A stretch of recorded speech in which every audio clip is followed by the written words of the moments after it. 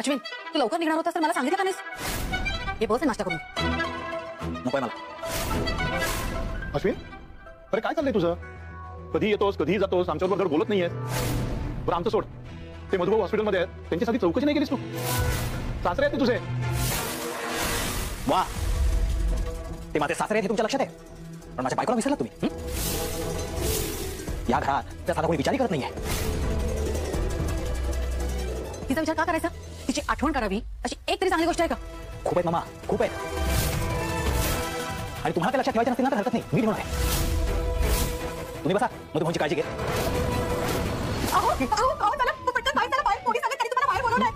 पोलिसांचं म्हणतात की मधुभाऊचा खून झाला आणि तो खून तुम्ही केलाय. ते तुम्हाला अटक करायला आले. मी काय केलं? मी नाही केलं काही. पण इन्स्पेक्टर साहेब असं म्हणतात की मधुभाऊनी हॉस्पिटलमध्ये पडण्याआधी स्टेटमेंट दिलाय की तुम्ही त्याला मारलाय. तुम्ही त्याच्या पाठीत मागून सुद्धा खूप बसला, पण त्याला समोरच्या काळजीत तुमचा चेहरा. नमस्कार मंडळी, ठरलं तर मग आजचा भाग सुरू करूया. सुभेदारांच्या घरी अश्विन हॉस्पिटलला निघालेला असतो. तेवढ्यात कल्पना त्याला अडवते आणि म्हणते, तू ऑफिसला लवकर निघणार होता, मला सांगितलं का नाहीस? हे बस आणि नाश्ता करून ये. अश्विन कल्पनाकडे बघत सुद्धा नाही आणि म्हणतो, नकोय मला. त्यावर प्रताप त्याला म्हणतो, अरे अश्विन, काय चाललंय तुझं? कधी येतोस कधी जातोस, बोलत सुद्धा नाहीस आमच्याबरोबर. बरं आमचं सोड, ते मधुभाऊ हॉस्पिटलमध्ये त्यांची चौकशी सुद्धा नाही केलीस तू. सासरे तुझे ते. तेवढ्यात अश्विन चिडतो आणि मागे वळून म्हणतो, वा, ते माझे सासरे आहेत हे तुमच्या लक्षात आहे, पण माझ्या बायकोला विसरलात तुम्ही. ह्या घरात तिचा साधा कोणी विचारही करत नाही आहे.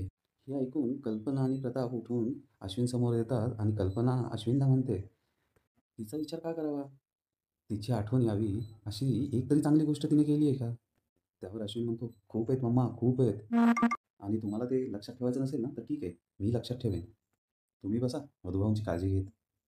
इकडे किल्लेदारांच्या घरी प्रेक्षको एक मजेदार किस्सा दाखवलेला आहे. नागराज त्याच्या रूममध्ये बसलेला असतो आणि खूप घाबरलेला असतो. तेवढ्यात सुमन तिथे येते आणि त्याला म्हणते, अहो चला ना बाहेर, पोलीस आलेत, ते तुम्हाला शोधतायत. ते म्हणतायत की मधुभाऊंचा खून तुम्ही केलेला आहे.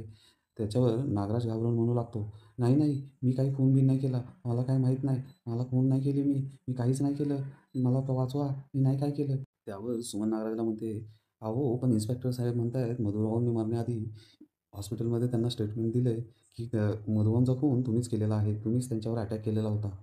नागराज भानावर येतो आणि त्याच्या लक्षात येतं, अरे आपण हे सगळं विचारात बोलत होतो, असं काही नाही. भानावर आल्यावर नागराज विचार करू लागतो, मधुभाऊंनी खरंच मला बघितलं असेल तर, आणि जर ते कोमातून बाहेर आले आणि माझं नाव घेतलं तर? नाही, जे काम अर्धवट झालं ते आता मला पूर्ण करावंच लागेल. म्हणजे आता नागराज बघा पुन्हा मधुभाऊंना मारण्याचा प्रयत्न करणार आहे. बघूया काय होतं ते. इकडे सुभेदारांच्या घरी प्रताप अश्विनला म्हणतो, अरे जावाई म्हणून नाही ठीक आहे, पण कमीत कमी डॉक्टर म्हणून तरी तो हॉस्पिटलमध्ये पाहिजे होतास. त्यामुळं अर्जुन आणि सायलीला थोडा धीर. त्यावर अश्विन म्हणतो, मला ना त्यांना धीर द्यायचंच नाही आहे, कारण माझ्या बायकोला जेलमध्ये धीर द्यायला कोणी आहे का? कोणीच नाही आहे. तुम्ही ना तिच्या तब्येतीची विचार करता ना तुम्ही तिच्यासाठी कोणता दुसरा वकील शोधता. हे ऐकून कल्पना थोडी आश्चर्यचकित होते आणि म्हणते, दुसरा वकील म्हणजे रविराज? त्याच्यावर अश्विन म्हणतो, रविराज काकांनी केस सोडली आहे, तो तर तुमच्यापेक्षाही वरकर निघाला, त्यांनी तर तन्वीचं नावच टाकलंय. आणि काय तुम्ही कोणीच तन्वीशी असलेलं तुमचं नातं जपत नाही आहे, पण मी मात्र मधुभाऊंशी माझं नातं असलेलं जपायला हवं. वा, छान आहे. इकडे किल्लेदारांच्या घरी सुमन डायनिंग टेबलवर भाजी निवडत बसलेली असते. एवढ्यात नागराज पळत पळत हॉस्पिटलमध्ये निघालेला असतो. नागराजला जाताना बघून सुमन त्याला थांबवते आणि म्हणते, अहो एवढ्या घाई गडबडीत कुठे निघाला? त्यावर नागराज चिडून म्हणते, झालं गेली साडी? मी 1000 वेळा सांगितलं, मी असं बाहेर जाताना मला काही विचारत जाऊ नकोस. आता माझं काम नाही झालं म्हणजे? एवढ्यावर सुमन म्हणते, अहो पण एवढ्या घाई गडबडीत कुठे निघाला आता? त्यावर नागराज थापा मारत म्हणतो, ते मित्राच्या घरी मला मेडिकल इमर्जन्सी आलेली आहे, त्यामुळे मला जावं लागतं. सुमन म्हणते, अगं बाई हो का, मग मी एक काम करते, मी सुद्धा येते. पण नागराज काही ऐकत नाही आणि तिथून कल्टी मारतो. सुभेदारांच्या घरी प्रताप अश्विनला म्हणतो, अरे कोणावर इतकं प्रेम करू नये की तिच्या चुका पण दिसून आहेत तुला. त्यावर अश्विन म्हणतो, दिसतंय डॅड, दिसतंय, आणि तिला होणारा पश्चाताप सुद्धा दिसतोय. एक सांगू का डॅड, कुठल्याही माणसाला तिची चूक सुधारण्याची एक संधी मिळायलाच हवी, आणि ती मी माझ्या बायकोला देणार आहे. तुमच्यासमोर काय बोलू नये, तुम्हाला या सगळ्या गोष्टींनी काही फरक पडणार नाही. एवढं बोलून अश्विन तिथून निघून जातो. इकडे हॉस्पिटलमध्ये इन्स्पेक्टर साहेब अर्जुनला भेटतात आणि म्हणतात, तुमची कंप्लेंट आणि त्याचा तपाससुद्धा सुरू केलेला आहे. पाटलांची तब्येत कशी आहे आता? त्यावर अर्जुन त्यांना सांगतो की डॉक्टर म्हणत आहेत मधुभाऊ आता कोमात गेलेत. आत्ता ते बऱ्यापैकी रिस्पॉन्ड करतायत, पण सांगता येत नाही कधी शुद्ध येईल ते. इन्स्पेक्टर साहेब पुढे विचारतात, बरं मला सांगा, पाटलांवर ज्या वेळेला हल्ला झाला त्यावेळेला तिथे कोण कोण होतं? त्यावर सायली म्हणते, हे जेव्हा घडलं त्यावेळेला आम्ही सगळे बाहेर होतो, आतमध्ये कोणीच नव्हतं.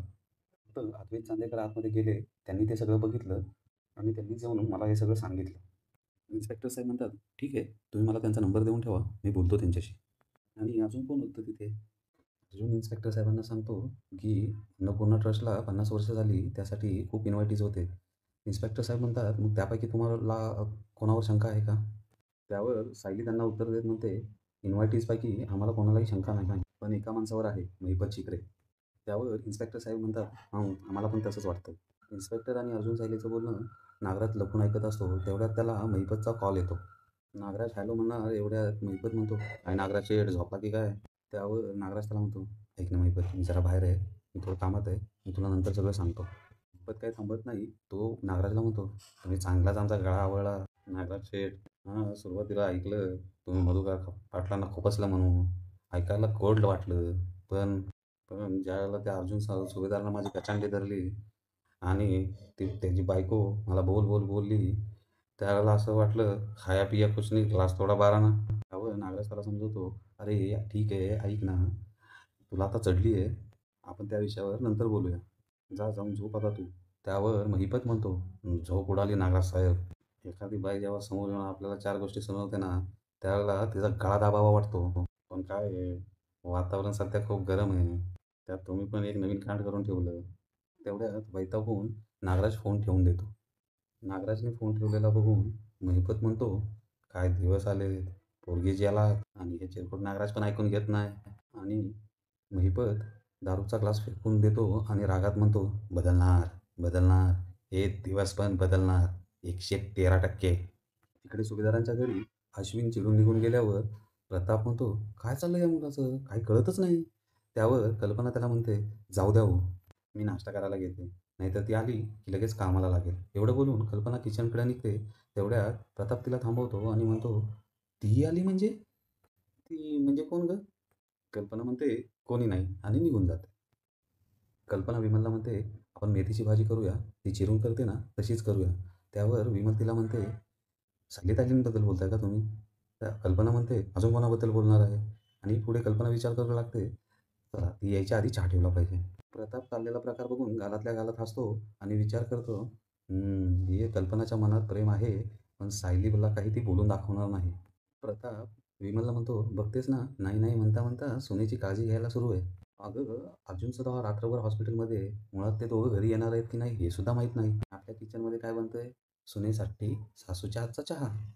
उत्तम आहे. त्यावर कल्पना म्हणते, फोकास तुम्हाला पाहिजे तो अर्थ लावू नका. ती माझी कोणी नाही आहे. ती सून असेल तुमची, माझी नाही. आणि पुन्हा पुन्हा जीव लावायला मी काही मूर्ख नाही आहे. आणि आपण हॉस्पिटलमध्ये असलेल्या एखाद्याला मदत करतो ना, तीच मदत मी करते. माझ्यातील माणुसकी अजून जिवंत आहे.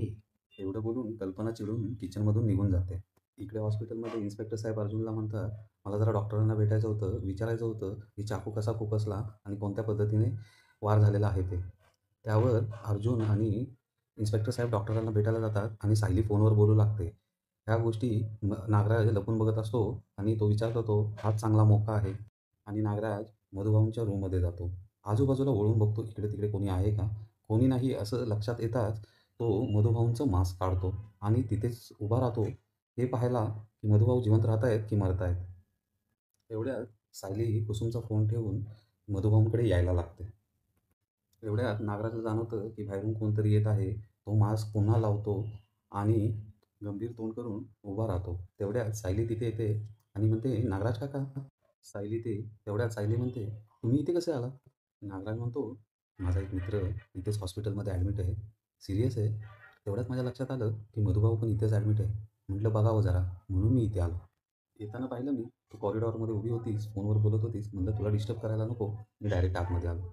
काळजी वाटते गं मधुभाऊंची, हे सगळं खूप वाईट झालं. डॉक्टर काय म्हणतायत गं? त्यावर सायली म्हणते, काही सांगता येत नाही. डॉक्टर म्हणतायत कोमात आहेत ते. डॉक्टरांची अशी आशा आहे की ते लवकरच शुद्धीत येतील, कारण ट्रीटमेंटला प्रतिसाद चांगला देत आहेत ते. नागराज म्हणतो, शुद्धीवर येतीलच ते, पण खूप वाईट झालं गं मधुभाऊंवर. पुढे नागराज सायलीच्या खांद्यावर हात ठेवून म्हणतो, तू काळजी करू नकोस, माझा नंबर आहे ना तुझ्याकडं, काही लागलं तर मला फोन कर. एवढं बोलून नागराज तिथून निघून जातो. बाहेर येऊन नागराज विचार करतो, नशीब मला सायलीच्या येण्याचीच चावल लागली, नाहीतर आज मी पकडलंच गेलो असतो. डॉक्टर म्हणतात तसे हा म्हातारा जर शुद्धीवर आला तर? नाही नाही, काही पण करून ह्या म्हाताऱ्याला संपवायलाच हवं. सायली मधुभाऊंशी बोलत असते मी काय हो मधुभाऊ, लवकर बरं व्हा ना. इकडे आश्रमात सुद्धा सगळे तुमची किती काळजी करताय. कधी बरे होणार तुम्ही?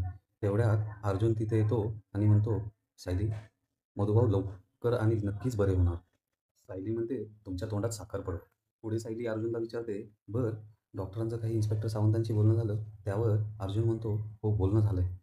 पुढे सायली अर्जुनला सांगते, आत्ताच नागराज काका मधुभाऊंना भेटून गेले. त्यावर अर्जुन थोडा शॉक होतो आणि म्हणतो, नागराज काका? ते इथं आले होते? त्यांचं तर मधुभाऊंशी काही डायरेक्ट कनेक्शन नाही. भोळी सायली म्हणते, हो ना, पण मधुभाऊंचा स्वभावच असा आहे. त्यांच्याबद्दल कोणालाही असंच वाटू शकतं. त्यांचा कोणीतरी मित्र आजारी आहे म्हणून आलेले, म्हणून ते मधुभाऊंना पण बघून गेले. पुढे सायली म्हणते, सगळ्यांच्या प्रार्थना फळाला आल्या म्हणजे झालं. इकडे सुभेदारांच्या घरी कल्पना चिडून तिच्या बेडरूममध्ये गेलेली असते. प्रताप तिथे मागे मागे येतो आणि कल्पनाला म्हणते, अगं तुझ्या मनात जे काय चाललंय ते असं किती दिवस लपून ठेवणार आहेस? त्यावर कल्पना, का मी काय लपवते? प्रताप म्हणतो, सायलीवरचं प्रेम. तुझ्या मनात सायलीबद्दल प्रेम आहे. मधुभाऊंचं जे काय झालं ना, त्याच्यानंतर जेवढी तू काळजी अर्जुनची करतेस त्याच्यापेक्षा जास्त तू काळजी सायलीची करतेस, हो ना? त्यावर कल्पना म्हणते, तुम्ही उगाच काहीही बोलू नका. एखादा व्यक्ती जर हॉस्पिटलमध्ये असले ना, तर कोणीही काळजी करणारच. कोणीतरी? अगं ते सायलीचे वडील आहेत आणि त्यांच्यासाठीच तुझा जीव एवढा खालीवर होतोय. तुझ्या सुनेसाठी तू अस्वस्थ होतेस कल्पना, जिला तू तुझी मुलगी मानायचीस आणि अजूनही कुठेतरी मनात तू मानतेस. मग तू हे बोलून का दाखवत नाहीयेस? यावर कल्पना स्वतःला प्रोटेक्ट म्हणते, हे बघा तुम्ही, माझ्या मनात असं काही नाही आहे. त्यावर प्रताप म्हणतो, तुझ्या मनात येत पण तू स्पष्टपणे बोलून दाखवत नाहीयेस. पण कल्पना काय मान्य करायलाच तयार नसते. ती स्पष्ट सांगते, मी फक्त हे सगळं माणुसकीच्या नात्याने करते. प्रताप मनात विचार करतो, मला तुझ्या मनातली सायलीविषयीची काळजी कळते ग कल्पना. इकडे हॉस्पिटलमध्ये कुसुम अर्जुन आणि सायलीसाठी चहा आणि कॉफी घेऊन आलेली असते. कुसुम सायलीला म्हणते, मी येताना देवाला खडसवूनच आले, तुमच्या मधुभाऊंना बरं कर, नाहीतर मी तुला पाण्यात ठेवेन. काय करू अगं, तेच तर आपल्या हक्काचे आहेत ना गं. असं बोलून कुसुम उठते आणि मधुभाऊंच्या जवळ जाऊन अंगारा ठेवते. पुढे कुसुम मधुभाऊंना अंगारा लावते आणि म्हणते, मधुभाऊ, आपल्या अंगणात जे पिवळं गुलाब आहे ना, त्याला कळी आली आहे. मधुभाऊ, तुम्ही लवकर बरे होऊन घरी या. आणि कुसुमला तिचं रडणं अनावर होऊ लागतं. पुढे कुसुम अर्जुन सायलीला विचारते, झाला का चहा पिऊन? आणि म्हणते, तुम्ही दोघे आता घरी जावा. तुमची खूप धावपळ झाली आहे, रात्रभर जागरण पण झालं, तुम्ही जावा आता घरी. कुसुमताई, तुम्ही, मुलं, काका काकू, तुम्ही सगळे तरी कुठे झोपलायत गं? कुसुम म्हणते, नाही अगं, आम्ही किमान घरी तरी होतो, पण तुमच्या दोघांची हॉस्पिटलमध्ये खूप धावपळ झाली आहे. अर्जुन म्हणतो, पण तुम्ही एकट्या? त्यावर कुसुम म्हणते, नाही एकटी कुठे, साधना वहिनी येतील ना. अर्जुन सायलीला म्हणतो, सायली, कुसुमताई बरोबर बोलताय, आपण घरी जाऊया, फ्रेश होऊया, परत येऊया. तोपर्यंत कुसुमताई मधुभाऊंची काळजी घेतील. सायली कुसुमला सगळ्या इन्स्ट्रक्शन्स देते. सायली म्हणते, मी घरी जाते आणि तुझ्यासाठी डबा पाठवते. कुसुम म्हणते, अगं त्याची काही गरज नाही आहे, माझं मी बघून घेईन. आणि प्रेक्षकांनो, इथेच आजचा भाग संपतो. उद्याच्या भागात दाखवणार येणार आहे की सायली घरी आल्यावर प्रताप तिची किती काळजी घेतो. तिला सांगतो, हे तुझं सासर नाही, माहेरच आहे. पुढे अर्जुन कुसुमला सायलीच्या लहानपणीचा फोटो मागतो. त्यावर कुसुम थोडी अस्वस्थ होते आणि कारण विचारते. तर अर्जुन सांगतो, मला असं समजलेलं आहे की सायलीचे आई वडील जिवंत आहेत. हे ऐकून सुमन थोडी शॉकमध्ये जाते. चला तर बघूया उद्याच्या भागात काय होतं ते. तुम्ही तुमचा वेळ दिला त्यासाठी तुमचे खूप खूप धन्यवाद.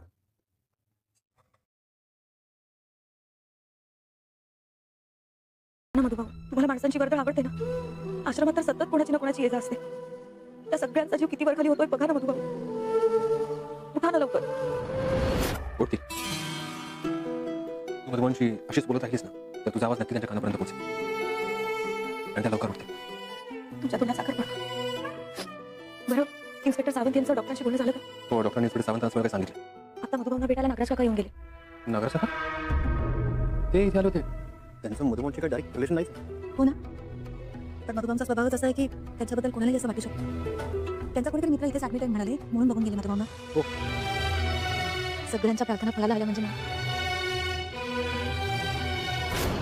कल्पना, तुझ्या मनात जे काही चाललंय त्याचं किती दिवस लपून ठेवणार आहेस?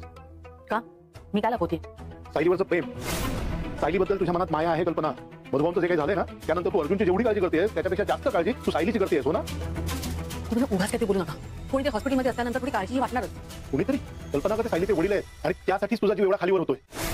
तुझ्या सुनेसाठी तू अस्वस्थ होतेस कल्पना, जिला तू आपली मुलगी मानायचीस आणि अजूनही मनात कुठेतरी मानतेस. मग हे तू बोलून का दाखवत नाहीयेस? हे बघा, तुम्ही बोलताय तसं काहीही नाहीये. तुझ्या मनात जे काही येतं ते तू स्पष्टपणे बोलून दाखवतेस नेहमी. मग सायलीच्या बाबतीत हे का करत नाहीयेस? हे बघा, मी तुम्हाला खाली स्पष्ट शब्द सांगितले की मी हे फक्त माणुसकीच्या नात्याने करते. अहो, तिथे चहा जेवण पाठवणं हे मी एखाद्या शेजाऱ्यासाठी सुद्धा केलं असतं, आणि आता तर तिथे अर्जुन थांबले. मग मी या छोट्या छोट्या गोष्टी करणार नाही का? तेव्हा तुम्ही तुमच्या हिशोबाने ह्याचा अर्थ लावू नका.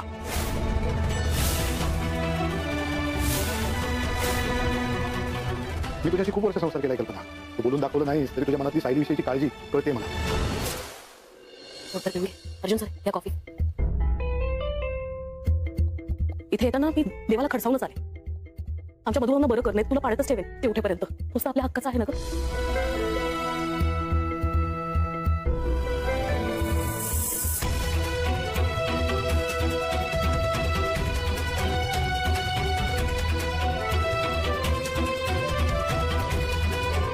मधुबा, आपला बागेतलं पिवळं गुलाब आहे ना, त्याला कळी आली हो. तुम्ही लवकर बरे होऊन घरी या, नाही तर तो गुलाब रुसेल तुमच्यावर.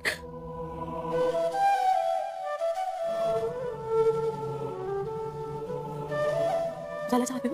बरं, मी काय म्हणते, तुम्ही दोघं आता जा. तुमची खूप धावपळ झाली आहे, रात्रभर जागरण पण झालं ना. जा तुम्ही. हो मुलं, काका काकू, तुम्ही तरी कुठे झोपलाय ग? अगं, आम्ही निदान घरी तरी होतो. तुमच्या दोघांची खूप धावपळ झाली इथे. जा तू. तुम्ही इथे एकट्या नाही, मी एकटी कुठे आहे? साधना वहिनी येतील ना आश्रमातनं. इथलं काय ते आम्ही बघून घेऊ. तुम्ही जा. चालेल. कुसुम बरोबर बोल. आपण जरा घरी जाऊया, फ्रेश होऊया आणि मग येऊ परत इथे. म्हणजे कुसुम घरी जाता येईल परत. कुसुम, ते नर्स इथेच शेजारी बसलेले असतात ना. काही वाटलं तर त्यांना लगेच हात मारा आणि मलाही फोन कर. मी घरी जाऊन तुझ्यासाठी डबा पाठवतो. हे नको, त्याची काही गरज नाहीये ग. आणि मी माझं काय ते बघून घेईन. नको. बरं, येतो.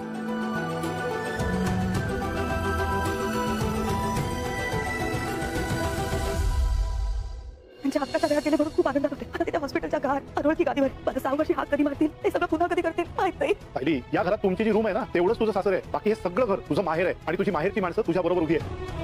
सायलीच्या लहानपणीचा काही फोटो आहे का? तुम्हाला सायलीचा बालपणीचा फोटो का बघायचा? एक minute Arjun sir. Arjun sir, तुम्ही असं अचानक का सगळं विचारताय? मी असले विचित्र प्रश्न विचारून माझ्या जीवाला घोळ लावू नका. मला असं समजलं की सायली साईबाबाची म्हणतात. काय?